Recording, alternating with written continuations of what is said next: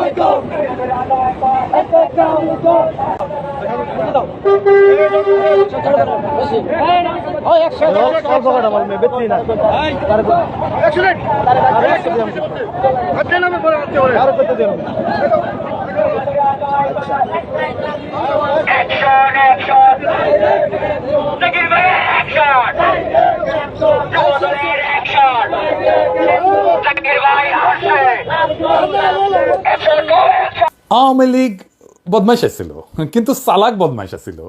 এরা তো দেখতেছে বেকুব টু দি পাওয়ার ইনফিনিটি। আবার দেখেন, আগে বলছিলাম না ওয়াজের স্টেজে উঠা আওয়ামী লীগের মতো বেদ্যবি করতো বিএনপি, আজকেও দেখেন কেমন বেদ্যবি করিচ্ছে ওয়াজের স্টেজে উঠা। আচ্ছা, আমি বিএনপির নাম নিয়ে কোনো কথা বলেছি?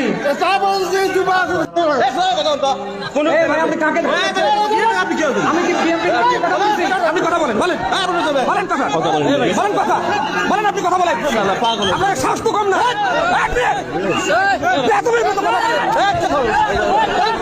এরপরে বেদ্যবি করতে আসলে ধোলাই দিবেন একেবারে। একটা জায়গায় ধোলাই খেলে না সারা বাংলাদেশে সাইজ হয়ে যাবে। সেদিন দেখলাম ঠাকুরগাঁয়ের বিএনপি নেতা বলতেছে মির্জা ফখরুলের সমালোচনা যদি অযৌক্তিক হয় তাহলে বাড়ি ঘর থাকবে না। শুনেন। যৌক্তিক সমালোচনা করবেন, আমরা আপনাদেরকে বাহাবা দিব, ধন্যবাদ দিব। মিথ্যা সমালোচনা করবেন, আমরা আপনার প্রত্যেকটা মানুষের নৈতিক দায়িত্বের প্রতিবাদ করব। কাউকে ছাড়ে দেওয়ার সময় নেই। তবে একটা জিনিস, মির্জা আলমগীরকে নিয়ে যে কথা তুলবে, আঙ্গুল তুলবে, বিশেষ করে এই অঞ্চলে ওর বাড়ি ঘর আমরা। এ বেড়ার নাম মতিউর রহমান, ঠাকুরগাঁ সদর উপজেলার বিএনপির নেতা। যৌক্তিক আর অযৌক্তিক কেমনে বুঝবে? কে ঠিক করবে? বিএনপি তো ঠিক করবে। আর অযৌক্তিক হলে বাড়ি ঘরে হামলা করবে। রাজনীতিতে সমালোচনা থাকবে না? সমালোচনা তো থাকবেই, অযৌক্তিক সমালোচনাও থাকবে। সমালোচনা যদি অযৌক্তিক হয় তাহলে সেটা জনগণ ধরতে পারবে না? অবশ্যই পারবে ধরতে। তাহলে জনগণের উপর সে আস্থা রাখতে পারতেছে না কেন? এরা উপজেলার নেতা, এরা তো শিখে বড় নেতা দেখে, তাই না? আগা হাল যেদিকে যায় পিছা হাল সেদিকেই যায়, তাই না? দেখেন বিএনপির এমপি কি বলে, কি ভাষায়। দেখেন, কিছুদিন আগে হারুনরে ধরেছিলাম না, ঠান্ডা ছিল কিছুদিন, আবার এসে কইতেছে ক্ষমতায় থেকে দল গঠন করলে পিঠের চামড়া তুলে নিবে। ভাষা বাদই দিলাম। ক্ষমতায় থেকে রাজনৈতিক দল তো খোদ জিয়াউর রহমান করছেন। হারুন যেই দল করে সেই দলের জন্ম ক্ষমতা থেকে। ছাত্ররা কিন্তু খুবই স্পষ্টভাবে বলছে যে তারা দলে যুক্ত হইলে, রাজনৈতিক দলে পদ ছেড়ে দিবে, উপদেষ্টা পদ ছেড়ে দিবে। তাও ভয় যায় না এদের। সমস্যাটা কই? মানে ওরা কি বুঝে না? মানে ছোটবেলায় কি আয়োডিন কম খেয়েছিল হারুন, নাকি বেশি খাইছিল? তো বিএনপির নেতা কর্মীরা ইনকা বেপরা হয়ে উঠছে কেন? টাকা কামানোর জন্যে, আর অন্যকে হুমকি দেওয়ার জন্যে। এই দখলের উৎসবে মানুষজন তো টেম্পু স্ট্যান্ড দল বলে বিএনপিকে খোটা দেয়। তো দেখি আসলে ব্যাপারটার মধ্যে কি লুকা আছে। এর কারণ হইতেছে যে বিএনপির দল চালানোর মতো কোনো একটা আর্থিক ব্যবস্থা নাই। এই যে চাঁদাবাজি আর টেন্ডারবাজির অভিযোগ, তার আসল কারণটা কিন্তু ওইখানে। এই অভিযোগগুলো যে বিএনপি শত্রুরা বাড়ায় বাড়ায় বলতেছে তা কিন্তু না। জামাতের ব্যাপারে চাঁদাবাজির কিন্তু দুই একটা নিউজ হয়, অভিযোগ আসে, কিন্তু এটা বিএনপির মতো ব্যাপক না। কারণ জামাতের দলের একটা ইকোনমি আছে, একটা আর্থিক ব্যবস্থা আছে, তার কর্মীদের পালার মতো। বিএনপির নেতারা টাকা কামায়, কিন্তু টাকার আয়টা তার নিজের।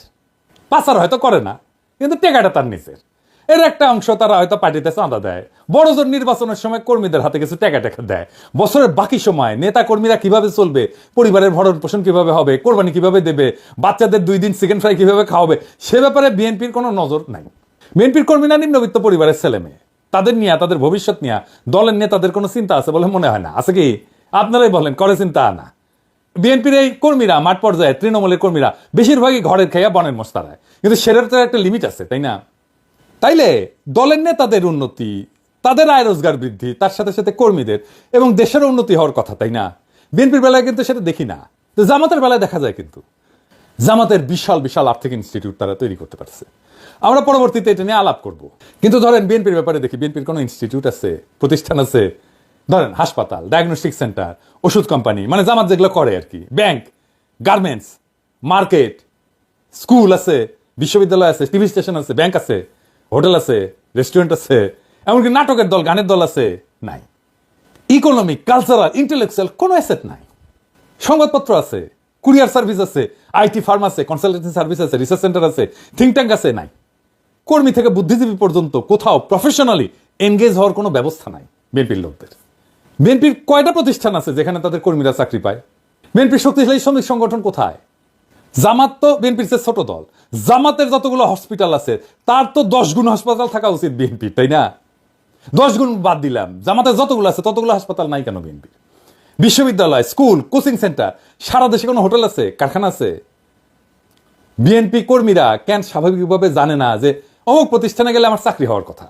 জামাত ইসলামী ব্যাংক তৈরি করছে, ক্ষমতা যাওয়ার অনেক আগে, ইবনে সিনা করছে 80-র দশকে।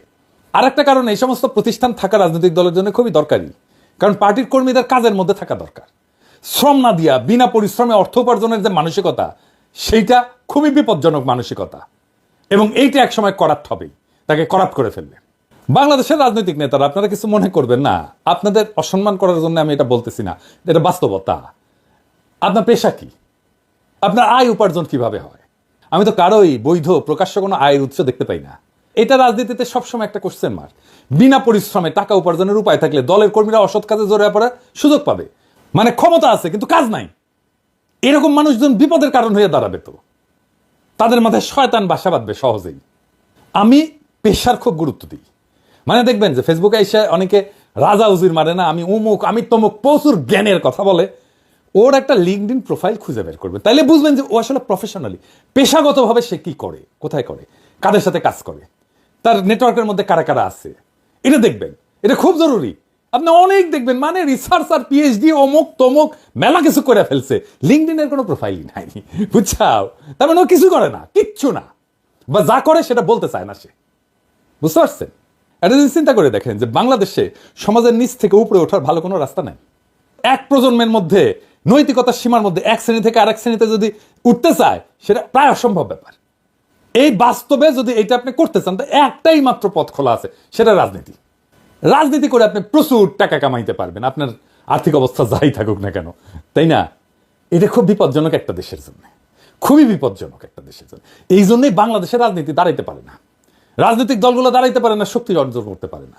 এই সিন্ডিকেট ভাঙতে হবে। কিন্তু রাজনীতিকে একমাত্র পথ হিসেবে যারা দেখে, যারা রাজনীতি শুধু করে, তাদের এই বাস্তবতাটা বুঝতে হবে এবং তাদের জীবিকা নির্বাহের দায়িত্ব নিতে হবে। নাইলে কর্মীরা বিএনপির রাজনৈতিক প্রতিপক্ষদের কোলে গিয়ে উঠবে, অথবা সাদাবাজি মারামারি সংস্কৃতি আরো বাড়বে। এই যে বিএনপির লোকেরা, কিছু মনে করেন না, ওরা যে আওয়ামী লীগের লোকদেরকে রক্ষা করলো কি জন্যে? ওইটার স্টেক নিতে গেছে। তারা ওই লোকটা ছাড়তে পারে নাই, ওই টাকার লোকটা ছাড়তে পারে নাই, টাকা পাইছে, তারা রক্ষা করে ফেলছে। বিভিন্ন জেলায় আপনারা দেখছেন না, বিএনপির কাঁধে বেশে আওয়ামী লীগ পুনর্বাসিত হচ্ছে, আওয়ামী লীগকে রক্ষা করছে বিএনপি। কেন রক্ষা করছে? একটা ফাইন্যান্সিয়াল ইন্টারেস্ট ছিল, একটা টাকা পয়সার একটা লেনদেন ছিল, সেই জন্যই রক্ষা করছে। এবং দেখছেন তো, এই যে পেশা না থাকার কারণে, একটা আয় উপার্জনের, একটা সৎ আয় উপার্জনের জায়গা না থাকার কারণে দেশের ভবিষ্যৎ, দেশের রাজনৈতিক ভবিষ্যৎও এইটা সংকটে পড়ে যায়। যে কারণে মানুষ রাজনীতি করে, সেটা অর্জনের জন্য ভালো বিকল্প পথ দিতে হবে। শক্তিশালী পার্টির ফান্ড তৈরি করতে হবে এবং পার্টির একটা আর্থিক ব্যবস্থা তৈরি করতে হবে। বিএনপি চাইলে এটা করতে পারে, শুধু বিএনপি না, নতুন দল যারা আসতেছে তারাও এটা চিন্তা করতে পারে। আমি তো জামাতের বাংলাদেশের ব্যবসা প্রতিষ্ঠানের কথা বললাম, আমরা দুনিয়ার কিছু উদাহরণ দেখে আসি। পিসিআই, এটা ইটালিয়ান পার্টি, 1945 থেকে 1991 মধ্যে একটা ইউরোপের অন্যতম শক্তিশালী কমিউনিস্ট পার্টি ছিল। এদের বিভিন্ন সমবায় সংস্থা ছিল, প্রকাশনা সংস্থা ছিল, রিয়েল এস্টেট ছিল, হোটেল ব্যবসা ছিল, এবং দলীয় সদস্যদের কর্মসংস্থান হইতো, তহবিল সংগ্রহের জন্য এই জিনিসগুলো কাজে লাগে। তো তাদের রেস্টুরেন্ট ছিল, বার ছিল, সামাজিক ক্লাব ছিল, ট্রাভেল এজেন্সি ছিল, তাদের সহযোগী সংগঠনগুলো হলিডে রিসোর্ট করছিল, গেস্ট হাউস করছো, এমনকি এখানে দলীয় সদস্যরা ছাড়ে থাকতে পারতো। আফ্রিকান ন্যাশনাল কংগ্রেস, ANC, এটার বিনিয়োগ বাহিনী আছে যা বিভিন্ন ব্যবসা পরিচালনা করে। এবং এএনসির যে বিনিয়োগ কোম্পানিগুলো আছে তারা হোটেল এবং পর্যটন খাতেও সম্পৃক্ত। বিএনপি বা বাংলাদেশের রাজনৈতিক দলগুলো নিজের ইকোনমি তৈরির জন্য, নিজের আর্থিক ব্যবস্থা তৈরির জন্য কোন পদ্ধতি গ্রহণ করবে সেটা তারাই ভালো জানে। রাজনৈতিক দলের শীর্ষ নেতাদের কর্মীদের ভরসা হয়ে উঠতে হয়। হাসিনার মতো তাদের উপরে জুলুম এবং গায়ের জোরের ছাতা হয়ে ওঠার টাইম শেষ। সেই জন্য নতুনভাবে ভাবতে হবে রাজনৈতিক দলগুলো। তবে এই পদ্ধতির একটা বড় অসুবিধা আছে। আমি সিপিবি ব্যাকগ্রাউন্ড থেকে আসছি জন্য এই পদ্ধতির অসুবিধাটা আমি ভালো বুঝতে পারি। এই সমস্যা জামাতেরও আছে। কি সেই সমস্যা? আসেন একটু বুঝে দেখি। দলের সাথে যুক্ত প্রতিষ্ঠান যদি আমার আয় রোজগারের উৎস হয়, তাহলে আমি ইন্ডিভিজুয়াল এজেন্সি নিয়ে, নিজের একক সত্তা নিয়ে রাজনৈতিক দলে কোনো ভূমিকা রাখার সম্ভাবনা থাকে না, কমে যায়। আমার দলের নেতা আমার যদি বস হয়ে যায়, আমি রাজনৈতিক দলটাকে একটা চাকরি বলে মনে করব। আর আমার বস যদি আমার নেতা হয়, রাজনৈতিক নেতা হয়, তাহলে তো আমি তার কথা সবসময় শুনবো, আমি তাকে কখনোই কন্ট্রাডিক্ট করবো না। আমি জামাতের এক্সাম্পল না দিয়ে সিপিবির এক্সাম্পল দিই। সিপিবির হোল টাইমার আছে, মানে দল থেকে বেতন দেয়, সারাক্ষণ সে রাজনীতি করে, সেটাই তার চাকরি। আমি আসলে হোল টাইমার হইতে চাইছিলাম। 1992 সালে হোল টাইমারের বেতন ছিল 3000 টাকা, বোধ হয় 2.5 বা 3000 টাকা। এখন দিবালক সিংহের একটা মণি সিংহের বেটা, তার একটা প্রতিষ্ঠান আছে দুস্থ স্বাস্থ্য কেন্দ্র, ওইখানে চাকরি করে পার্টির লোকেরা, কমিউনিস্ট পার্টির লোকেরা। দিবালক সিংহের ওইখানে যে চাকরি করে, সে কি দিবালক সিংহের মতের বিরুদ্ধে কোনো মত দিতে পারবে? তার বস যেটা বলবে সেটাতে হ্যাঁ করে যাবে। তখন এটা রাজনৈতিক দল থাকে না, ক্লাব হইয়া যায়। আমার অনুমান জামাতেরও এই সমস্যা আছে। এই কারণে দেখেন যে মেজর পলিটিক্যাল মিস্টেক এই দুই দলের বেশি, জামাত আর সিপিবির। বিএনপির আর্থিক অবস্থা দুর্বল থাকলেও তাদের মেজর পলিটিক্যাল মিস্টেক কিন্তু নাই। সম্ভবত এই কারণেই, এটা আমার অনুমান। কারণ দলের সিদ্ধান্ত যারা নেয় তারা তাদের আয় রোজগারের জন্য দলের নেতৃত্বের উপর নির্ভরশীল না। আমার মনে হয় এই আর্থিক ব্যবস্থা গড়ে তোলার ক্ষেত্রে একটা ইনোভেশন আনা যেতে পারে। আমি এটা বিএনপিকে পরামর্শ দিতেছি না, বিএনপি পরামর্শ নিলে নিতে পারে, কিন্তু নতুন দলের জন্য এটা একটা পরামর্শ। এই ইনোভেশনটা কি হইতে পারে? প্রতিষ্ঠানগুলোর শীর্ষ পদে দলের নেতা থাকবে না, এরা প্রফেশনাল থাকবে, তাতে বেটার, ভালো। কারণ প্রতিষ্ঠানটা ভালো চলবে, প্রফেশনালি চলবে। দলের নেতার অধীনে দলের কোনো কর্মী বা অন্য নেতা থাকবে না। আর একটা পদ্ধতি হতে পারে যে এই প্রতিষ্ঠানগুলোতে চাকরি হবে সাময়িক, ম্যাক্সিমাম 5 বছর। এরপরে তারা অন্য চাকরি খুঁজে নিতে হবে। এখানে সে ট্রেনিং পাইলো, এখানে একটা অভিজ্ঞতা পাইলো, সে দক্ষ হয়ে আর একটা চাকরি খুঁজে নিল। অথবা এইসব প্রতিষ্ঠানে যারা কাজ করবে দীর্ঘমেয়াদে, তারা নীতি নির্ধারণী পর্যায়ে কখনোই যেতে পারবে না।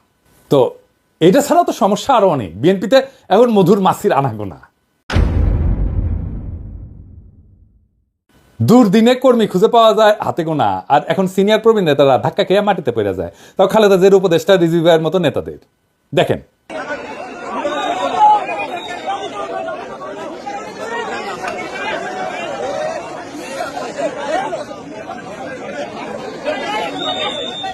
ফুল দিয়া শ্রদ্ধা জানাইতে গেছে, সেটা ভেঙ্গে শেষ। এখনই যদি এই অবস্থা, তাহলে ক্ষমতায় গেলে কি হবে সামনে, চিন্তা করেন। বিএনপির স্বাস্থ্য প্রতিমন্ত্রী ছিল, কোষাধ্যক্ষ ছিল, স্বাস্থ্য প্রতিমন্ত্রী ছিল মিজানুর রহমান সিনহা। দলের প্রাথমিক সদস্যপদ প্রত্যাহারের পাশাপাশি রাজনীতি থেকে অবসরে যায় 2020 সালে। ওনার একটা ওষুধ কোম্পানি আছে, একমি ল্যাবরেটরিজ। ওষুধ কোম্পানিগুলো স্বাস্থ্য মন্ত্রণালয়ের অধীনে। ওষুধ কোম্পানি সংক্রান্ত সিদ্ধান্ত নেয় স্বাস্থ্য মন্ত্রণালয়। সেইখানে মিজানুর রহমান সিনহা মন্ত্রী হতে পারেন না, এটা কনফ্লিক্ট অফ ইন্টারেস্ট। তাও করলেন মন্ত্রিত্ব। তারপরে উনি নাই কোনো রাজনৈতিক কর্মসূচিতে, লড়াই সংগ্রামে নাই, উনি ডুব মারলেন ব্যবসায়। এমনকি 2020 সালে তিনি দল আর রাজনীতি থেকে অবসর নিলেন। যখন দলের কর্মীরা গুম হইতেছে, খুন হইতেছে, বনে বাজারে ঘুরতেছে, তখন উনি দল ছাড়লেন। উনি না, শুধু আরেক মন্ত্রী মোর্শেদ খান ছাড়লেন দল, আরো অনেকে ছাড়ছেন। পদত্যাগপত্রে মিজানুর রহমান সিনহা বলেন, গত কয়েক বছরে আমার ব্যবসায়িক ব্যস্ততা বাড়া, পাশাপাশি শারীরিক নানা সমস্যা দেখা দিয়েছে। 5 বছর পর ওনার শৈলে জোশ আসিছে, ক্ষমতার কাছাকাছি। মিজানুর রহমান সিনহা, আপনি কোন সালসা খাইছেন এনা কবেন, আমাকে না কন, নয়তো সেই সালসা প্রফেসর ইউনুসের ডায়পার পরা বুড়া খাটাস উপদেষ্টাগুলোর এনা খিলান, এইগুলা শুনলেও এনা জোশ আসুক। আর আমাক এনা কানে কানে কয়ে দেন না, মিজানুর ভাই বয়স বাড়িচ্ছে তো, আর কিছুদিন পর তো লাগবে আমারও, এনা টেস্ট করে দেখলাম ইনি শৈলে ক্যাঙ্কা জোশ আসে, দিবেন না? আমি চিয়ানা দিলেই হবে, প্যাডে দিয়েন। যারা মনে করে অন্ধকার ঘরে ঢুকে দেওয়ালে হাত রেখা পথ পাওয়া যায়, তারা ভুলে যায় রাজনীতি শুধু কৌশলের খেলা না, এটা বিশ্বাস এবং মূল্যবোধের যুদ্ধ। আপনি যদি জনগণের ভোট চান, তবে তাদের আস্থা অর্জন করতে হবে স্বচ্ছতা দিয়া, জবাবদিহিতার চুক্তি দিয়া, শহীদের আত্মদানকে শুধু পরিবারের কান্না না, রাজনৈতিক শক্তির উৎস হিসেবে মেনে নেয়া। বিএনপি যদি সত্যি পরিবর্তনের বাহক হতে চায়, তবে তাদের চাই নিজ দলের ভিতরের অন্তঃসার শূন্যতা এবং কদর্যতার বিরুদ্ধে এক বিদ্রোহ। যারা শহীদের আত্মদানকে শোক আর সম্ভাবনার অবসান বলে, যারা নেতৃত্বকে গোপনায় আর অধরা নৈতিকতার উপরে দাঁড় করায়, তাদের বিরুদ্ধে প্রথম বিদ্রোহ বিএনপির ভেতর থেকে আসতে হবে, যদি বিএনপিকে বাঁচাইতে হয়। বাংলাদেশ এখনো সেই শক্তির জন্য অপেক্ষা করতেছে, যে শক্তি শহীদের রক্ত থেকে সম্ভাবনার বীজ বনে, যে শক্তি গোপনে ছায়া ফুরে আলোয় দাঁড়ায়। নতুন আওয়ামী লীগ হইতে চাওয়াটা যত সহজ, আসলে নতুন বাংলাদেশ গড়াটা ততটাই কঠিন। সেই কঠিনের পথে বিএনপি হাঁটতে চায় না। আর সেই বাংলাদেশ গড়ার জন্য দল না, নতুন মূল্যবোধের নেতৃত্ব প্রয়োজন। শুরু হোক সেই নেতৃত্বের উন্মেষ বিএনপির ভেতর থেকেই হোক, কোনো অসুবিধা নাই। নইলে ইতিহাস আবারও বিএনপিকে শুধু একটা ব্যর্থ সম্ভাবনা হিসেবে রায় দিয়ে যাবে। বাংলাদেশে আর একটা আওয়ামী লীগ না, আর একটা বিকল্প দরকার, সত্যিকারের বিকল্প, যেটা ক্ষমতার মোহনা আলোকিত নেতৃত্বের পথে হাঁটে, জনগণকে সাথে নিয়ে জনগণের সকল সম্ভাবনাকে উন্মুক্ত করে দেয়। ইনকিলাব জিন্দাবাদ।